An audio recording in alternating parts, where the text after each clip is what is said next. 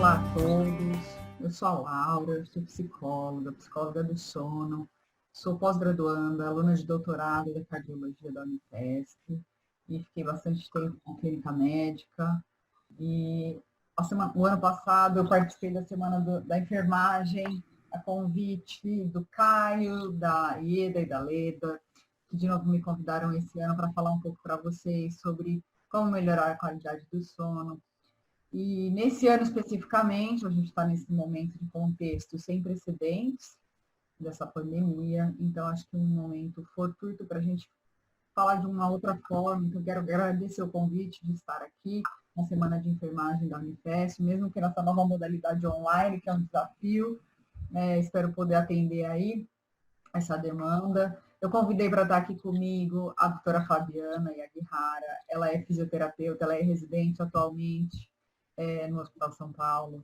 A Fabiana, somos amigas há um tempo, ela fez o mestrado e o doutorado, fizemos na mesma época no Departamento de Psicobiologia da Unifesp, o mestrado, e o doutorado depois ela fez na USP também, com a ênfase no sono.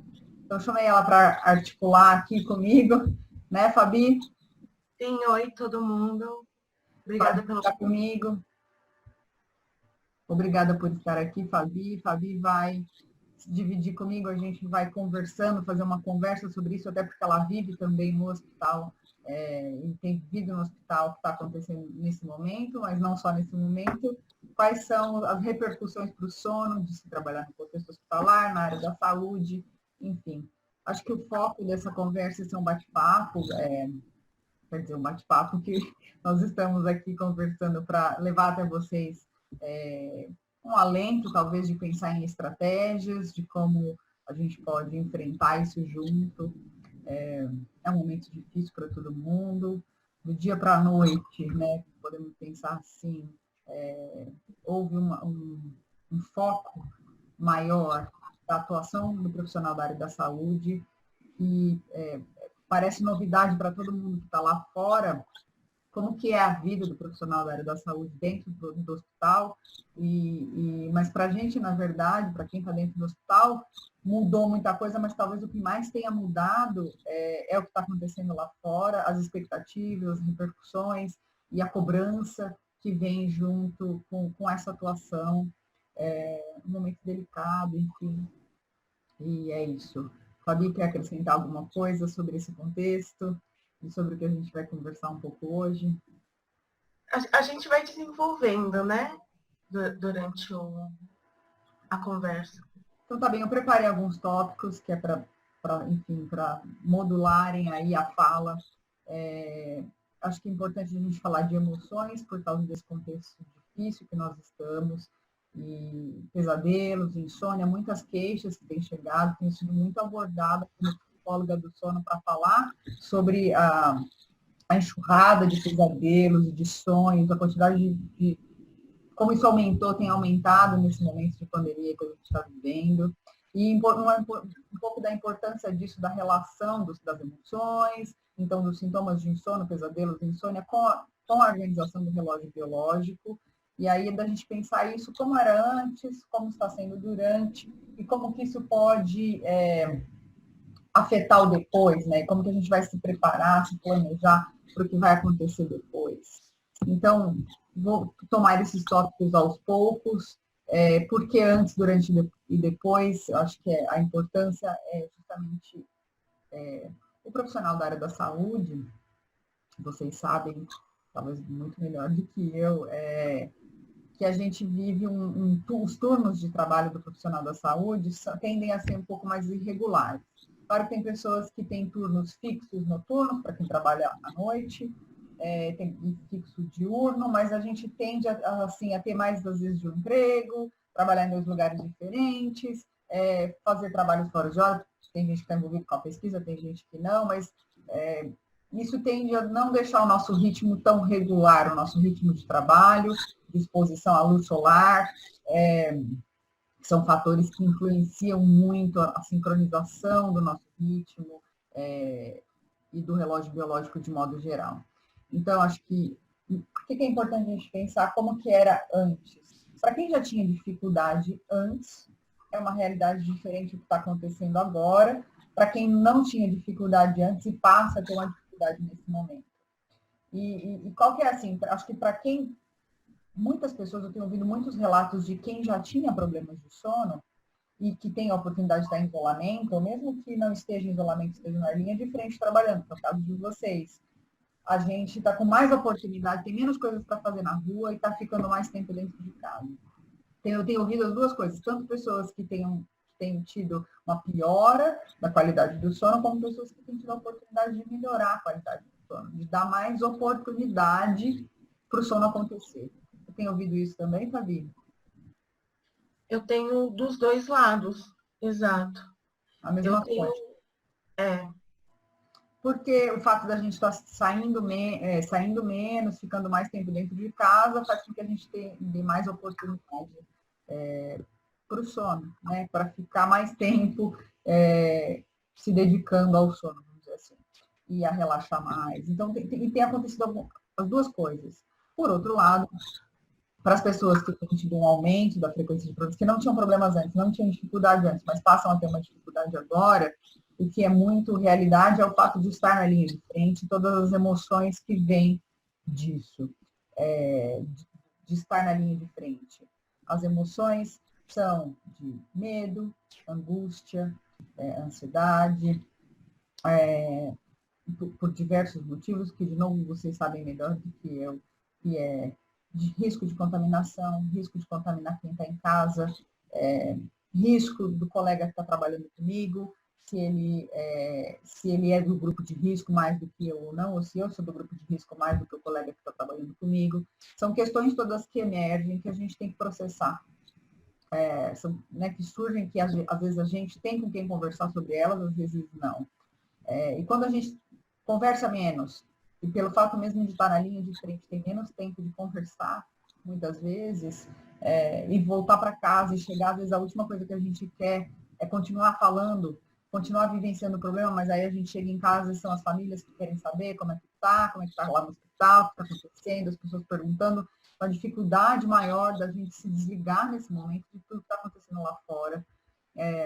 Então, é uma complexidade emocional, eu acho, que é sem precedentes.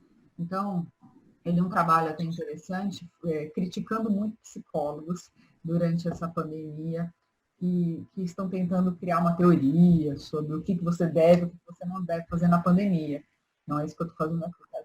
Eu, inclusive, concordo com esse psicólogo que escreveu o artigo criticando os psicólogos, que é assim, é uma novidade para todo mundo. A gente nunca esteve aqui. Nós já vivemos outras epidemias, pandemias. Sim, mas o tempo é completamente diferente. A gente não tinha a quantidade de recursos, a gente não tinha a velocidade de informação que a gente tem hoje. Então, é um tempo diferente. E nem foi com essas proporções que estão sendo agora. Então, é uma novidade para todo mundo. E o mundo que a gente vai vivendo depois, então, por isso de pensar o depois da pandemia, porque o pensar no depois influencia o hoje. E aí, o que vai acontecer? Ninguém sabe exatamente, né? O que a gente sabe, e aí acho que está a beleza dos sonhos, da gente estar sonhando mais. Não é todo mundo que está tendo só pesadelo. Pesadelo é um sonho de conteúdo pesado, né? Sonhos de angústia, de medo. Tem gente que está sonhando mais porque está dando mais oportunidade para sonhar, para dormir, e, portanto, sonhar. Mas o sonho tem uma função para a nossa vida de organização da vida mental e de organização do futuro, de planejar o futuro. Então, se essa é uma situação sem precedentes de pandemia e que cobra da gente não saber, né, pensar sobre o futuro, o sonho vai pegar tudo que eu estou vivendo hoje, estudar as memórias todas que eu já tenho no meu passado e tentar articular futuros possíveis. Isso tudo vai acontecer enquanto a gente está dormindo. Então, tem essa beleza do sonho da gente escutar o coração, escutar a intuição, o que o sonho traz para a gente, e poder falar sobre isso, poder conversar sobre isso, sobre o que a gente está sentindo. Isso tudo são coisas muito importantes. Eu acho que antes de qualquer coisa, a gente tem que pensar que a cabeça está grudada no corpo. Então, tudo que acontece no corpo exige um trabalho mental, processar o que está acontecendo. E tudo que acontece na cabeça, na mente, tudo que a gente pensa, pode influenciar o que acontece no corpo. Vocês observam isso no dia a dia, na prática. A gente tem tido pessoas que estão sonhando com os sintomas da Covid, sonhando com falta de ar. Pode ser que isso esteja acontecendo mais em pessoas que já roncam mais, que já têm mais apneia, e aí isso estimula mais ainda esse pesadelo, mas não, pode ser o medo de pegar a doença, estou sendo sufocado, se acontecer comigo, o que eu vou fazer, como que eu vou reagir? De novo, voltando à ideia de que o sonho tem essa função de proteger o nosso futuro, de fazer a gente se planejar para um futuro melhor. Fabi, tudo bem aí? Tudo. Eu acho que no profissional de saúde que está lá na linha de frente, que a gente sabe que no Brasil não tem testes para todos, e aí vem a dúvida, será que eu sou o assintomático? E é um bombardeio tanto de notícias quanto de novidades para atualização. Então, as maiores revistas médicas estão publicando e já disponibilizando, e são muitos textos que a gente precisa se atualizar. E no hospital são processos, são protocolos, então tem ainda aquela curva de aprendizado, então tudo isso ao mesmo tempo, e ainda quem volta para casa ainda tem que, com a compra, tem que lavar toda a compra. Então, fica...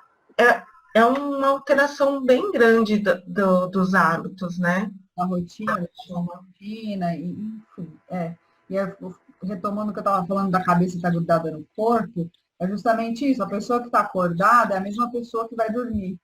E se a nossa rotina está tão diferente, está tão agitada, é possível que isso aconteça, que a gente leve isso para a cama, né? É difícil separar o que a gente está vivendo do dia, porque é à noite mesmo dormindo que a gente vai processar essas emoções, processar a memória do que viveu hoje, e aí com todas essas demandas, com todas essas mudanças de rotina, do não saber, tem uma curva de aprendizado, inclusive, para isso, né? E o nosso processo de dormir acompanha essa curva. E aí podem aparecer os problemas, né? A dificuldade para iniciar o sono, é difícil deitar na cama e relaxar. A dificuldade de manter o sono, de modo geral, está mais associada com outras doenças, outras condições ou problemas, está associada com obesidade, está associada com a menopausa, está associada com a presença de apneia do sono, do ronco, né? Porque durante a noite eu tenho algum desses sintomas que me despertam. E aí, para quem já tem a queixa de insônia, se eu me desperto no meio da noite, aí aparece a dificuldade de retomar o sono, né? De voltar a dormir. Então, são alguns dos sintomas mais frequentes, né? Essas interrupções no sono, que sejam elas associadas a pesadelos ou não, que também tem acontecido mais agora. Despertar de um pesadelo angustiante e ter a dificuldade de voltar a dormir. Eu acho que é importante, assim, as emoções estão em pauta, porque é durante o sono que a gente organiza a memória emocional, né? E aí, como organizar tantas emoções simultâneas ao mesmo tempo, de um tempo que a gente não tem experiência, enquanto humanidade mesmo, não só na experiência nossa, individual na vida, mas a gente não tem registro histórico de um tempo desse, do que vai acontecer para frente. Então, são muitas emoções em pauta para a gente processar, né? Então, e aí tem essa questão das expectativas, que agora, de repente, os profissionais de saúde estão sendo aplaudidos, e tem, né, parabéns, estamos na linha de frente, vocês estão aí lutando, destemidos, uns mais, outros menos, uns com a angústia de ir para casa, de precisar ter um atestado para ficar em casa, porque é grupo de risco, porque não pode se expor, e aí se sente culpado porque está deixando os colegas lá trabalhando, mas também é um ato de coragem de poder se proteger antes de qualquer coisa. Em psicologia, isso é muito, na faculdade, é muito enfatizado o tempo todo, que o psicólogo só leva o paciente até onde ele foi no seu próprio no seu próprio cuidado consigo mesmo. E eu acho que para todo profissional de saúde vale a mesma coisa. Se a gente não se cuidar, como que a gente vai cuidar do outro? Então, antes de qualquer coisa, é um ato de coragem a gente poder se cuidar para poder cuidar de alguém. Se a gente não está bem, se a gente está se sentindo ameaçado, a gente tem que manter a nossa integridade, enfim. E aí, com todas as dificuldades e limitações da nossa realidade, do mundo em que a gente está, no Brasil, viramos heróis do dia para a noite. Já éramos, mas viramos heróis, né?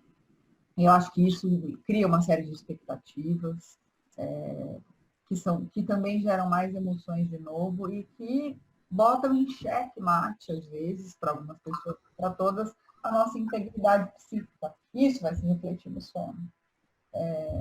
Claro, isso vai se refletir no sono. Então, qual é o papel do sono? Eu já falei algumas vezes, mas que o sono organiza a nossa memória emocional. Né? Então, o papel do sono para a integridade psíquica é assim, é só quando a gente está dormindo bem que a gente vai ajustar as coisas. Mas o que vem primeiro, ovo ou galinha, né? Porque agora a gente está com uma avalanche de acontecimento desafiando a nossa integridade física e psíquica. Física, porque se eu estou na linha de frente, eu estou o tempo todo, né, correndo risco, me expondo ao risco de me contaminar. Contaminar quem está em casa, se tem alguém para cuidar em casa, se tem filhos, se tem familiares, se tem pais, enfim. Isso é uma ameaça à integridade. Então, isso tudo dispara emoções que a gente vai processar. E aí, quais são as estratégias para lidar com isso?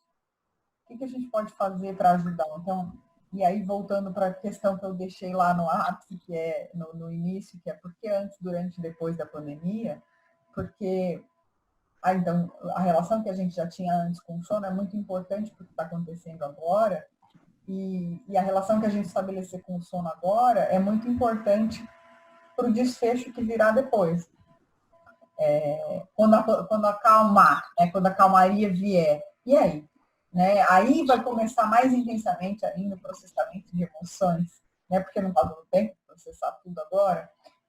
E aí, cuidar do sono nesse contexto é super importante para que a gente se previna de futuros problemas. A gente sabe que pessoas que têm insônia hoje, que têm problemas de sono hoje, têm mais chance de desenvolver doenças no futuro, não só doenças mentais, ansiedade, depressão, mas física, hipertensão, diabetes, estão associados com a falta de sono de modo geral, com os problemas do sono de modo geral.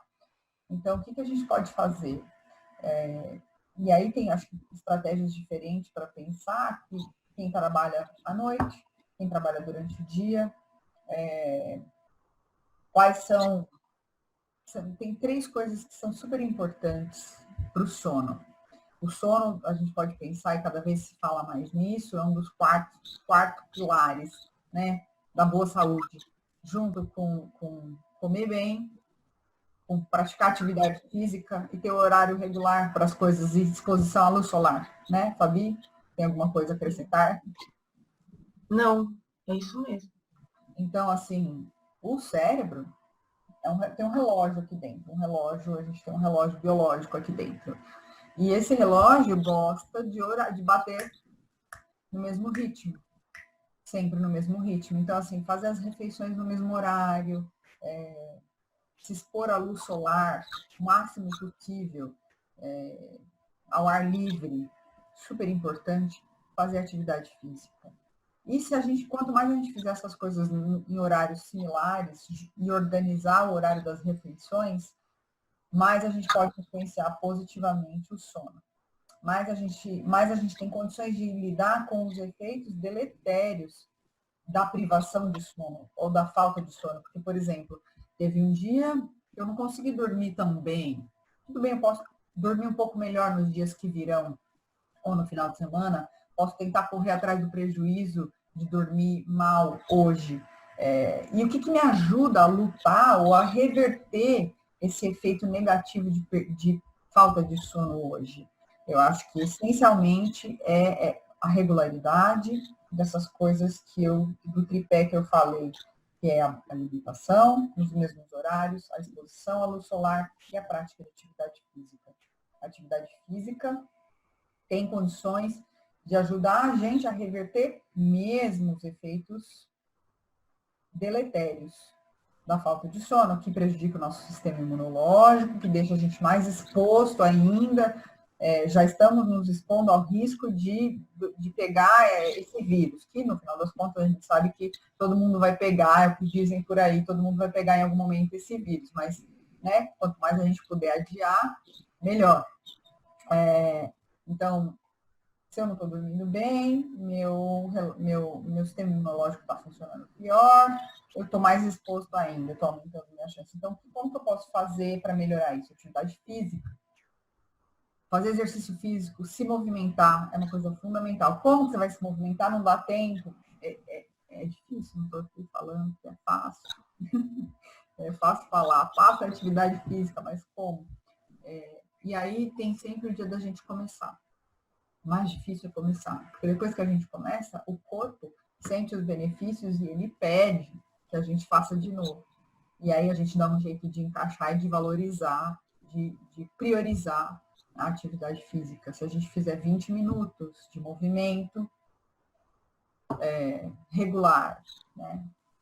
Um horário parecido, dia sim, dia não, pelo menos, a tendência da gente usar esse espaço, desse momento, para meditar, para limpar a cabeça, e aí entra sono e espiritualidade. Eu vou falar de sono e espiritualidade, porque no ano passado, na semana da enfermagem, eu acabei entrando nesse assunto, é o tema, a espiritualidade é o tema da minha tese de doutorado agora, e eu acabei entrando nisso porque surgiram as perguntas dos sonhos premonitórios na apresentação, Fabi, eu estava lá, mas muito perguntaram, e sonhos premonitórios existem? E acabei entrando na história da espiritualidade, que é o tema agora. Então, a pergunta, a questão do meu doutorado, eu não tenho a resposta, gente, não estou aqui. O que é espiritualidade, afinal, e o que é espiritualidade dentro do contexto hospitalar. Então, para cada um, a espiritualidade é uma coisa, cada um acha uma forma de se relacionar com as questões espirituais, vamos dizer, que é aquilo que está para além dessa dimensão que eu tenho aqui, que é aquilo que remete às questões existenciais do ser humano, né? Da onde viemos, por que estamos aqui, por que estamos passando por isso, o que é essa pandemia agora, por que está acontecendo isso agora, nesse momento. E aí tem várias piadinhas para descontrair um pouco. Eu vi alguém postando: estou aqui pensando antes de dormir, por que não ferveram aquele morcego? Se alguém tivesse fervido o morcego, a gente não teria espalhado esse vírus.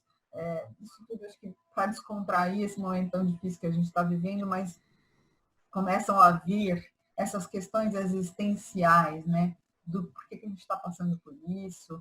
E eu também ouvi um comentário que é esses vídeos que vão sendo encaminhados, que é sobre essa é a Terceira Guerra Mundial, só que é a guerra do mundo contra a gente, não é a gente guerreando entre a gente mesmo, é a mãe natureza né, definindo as bases dos termos, né, do que a gente tem que repensar. Então, acho que a espiritualidade também é um assunto que está em voga e é uma estratégia, né?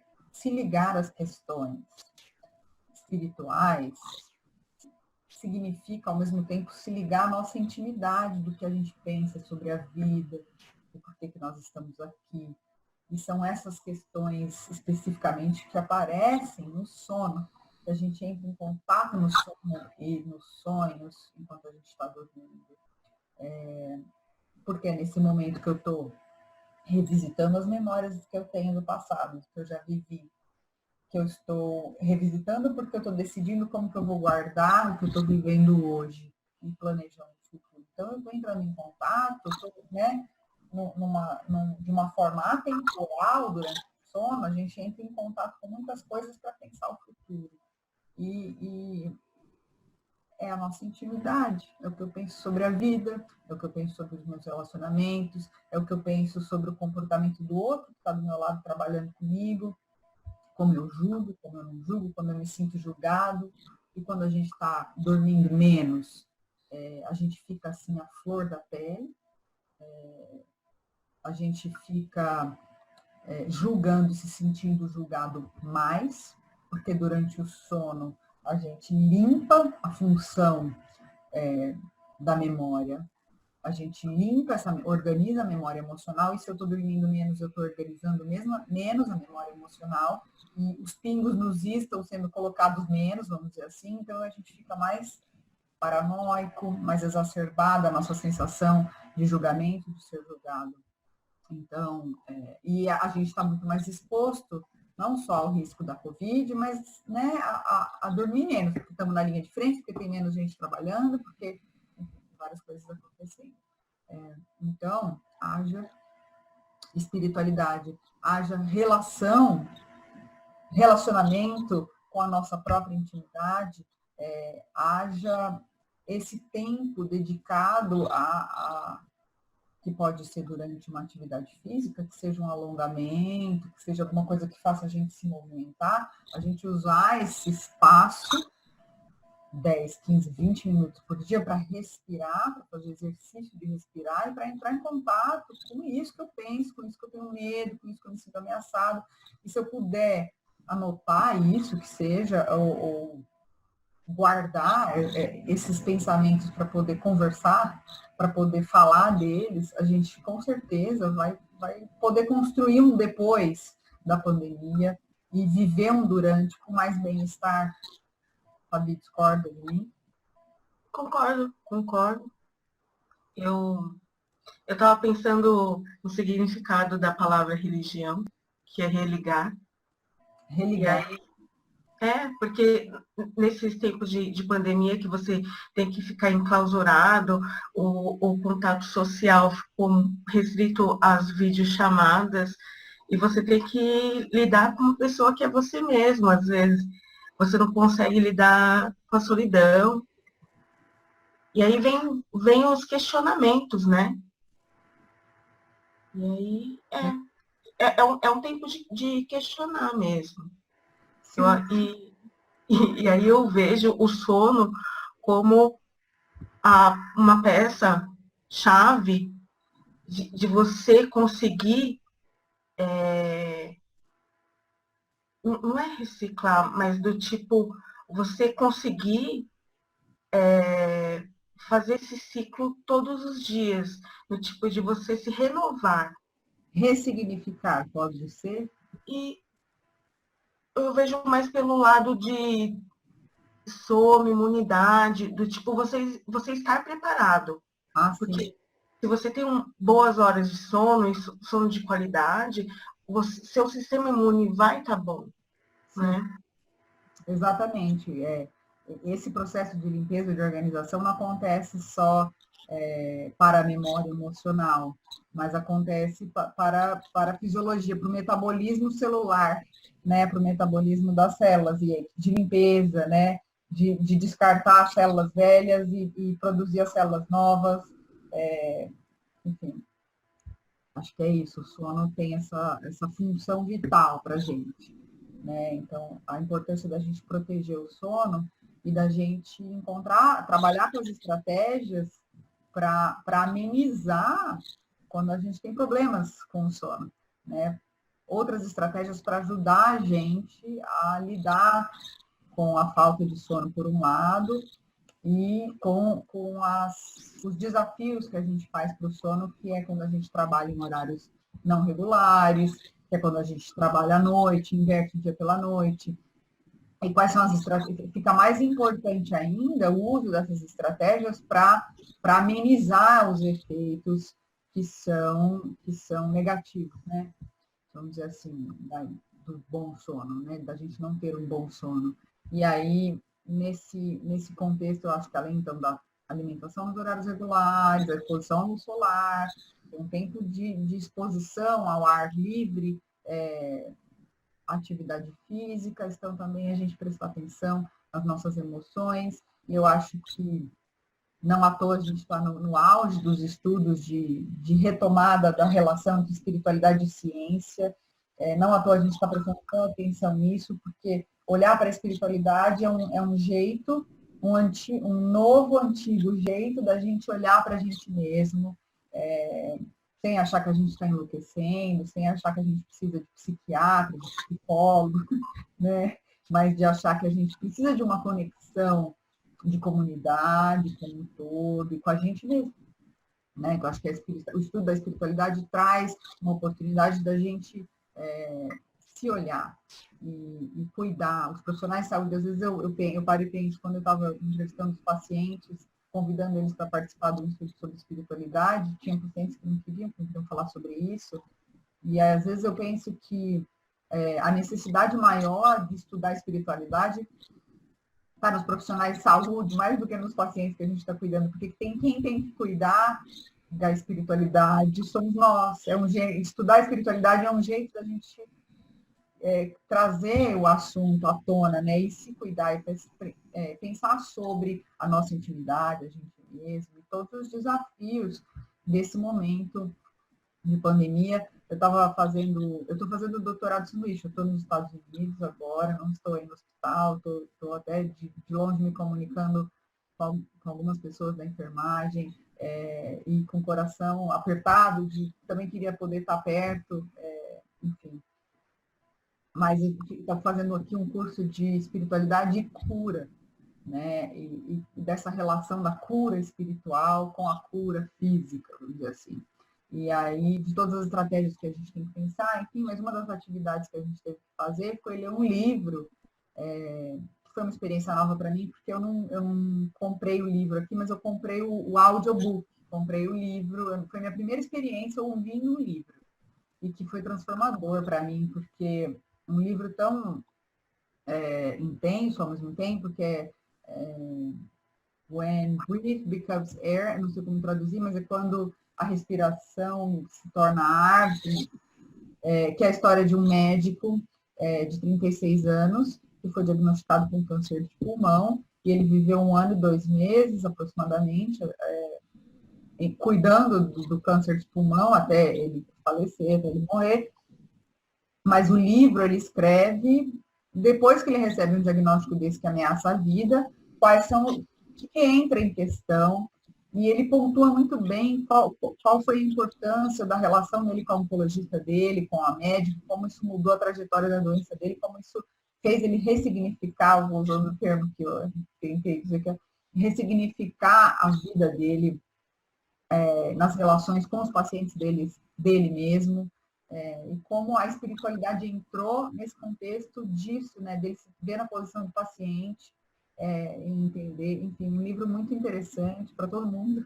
Estou fazendo uma indicação, eu vi que já tem a tradução no Brasil, depois posso até me comprometer a mandar, se alguém quiser, pode mandar para o meu e-mail, que é castro@unifesp ou castro@huhsp.org.br ou .br, e aí eu posso encaminhar os detalhes sobre o livro, se vocês quiserem. E eu acho que, porque eu estou enfocando a espiritualidade, porque eu tenho estudado o sono como um mecanismo pelo qual a espiritualidade pode influenciar a saúde. Então, se eu estou em conflito espiritual, vamos dizer assim, o que eu chamo de conflito espiritual, que cada um de nós chama de conflito espiritual, pode ser diferente, mas significa, antes de qualquer coisa, um conflito psíquico também, um conflito de mim comigo mesma, ou de incerteza, ou de medo, ou de não saber. Se for um conflito espiritual, né, isso pode se refletir na saúde do sono. E aí, se eu não estou dormindo bem por causa desses conflitos também, se eu não consigo pegar no sono, enfim, isso também tem potencial de modificar minha saúde por essa via. Então, acho que essa relação da espiritualidade com o sono, nesse momento, tem pouquíssimos trabalhos ainda. E eu acho que é isso que eu tinha, essa mensagem para poder comunicar e na esperança de que eu possa minimizar ou trazer um alento de alguma forma, um abraço coletivo para todos nós que estamos aí lutando. E, Fabi, muito obrigada de estar aqui comigo, me dando apoio. Então, aqui o apoio é super importante para esses momentos, para elaborar e para poder interagir. Eu achei que ficaria mais legal esse formato de interação do que eu sozinha falando no vídeo.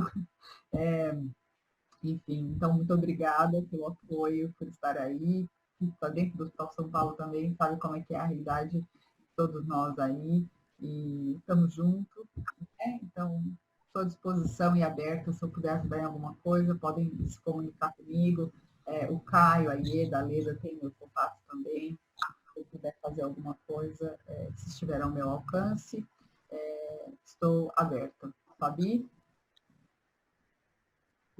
Eu quero agradecer pela aula, é sempre bom falar sobre sono. Fui uma ouvinte muito boa. Eu gostei muito de conversar. E são tempos difíceis, não tem precedente sobre isso. E conversar sobre isso é esclarecedor, né? E é confortante também. Então, acho que foi um bom tema. Gostei bastante.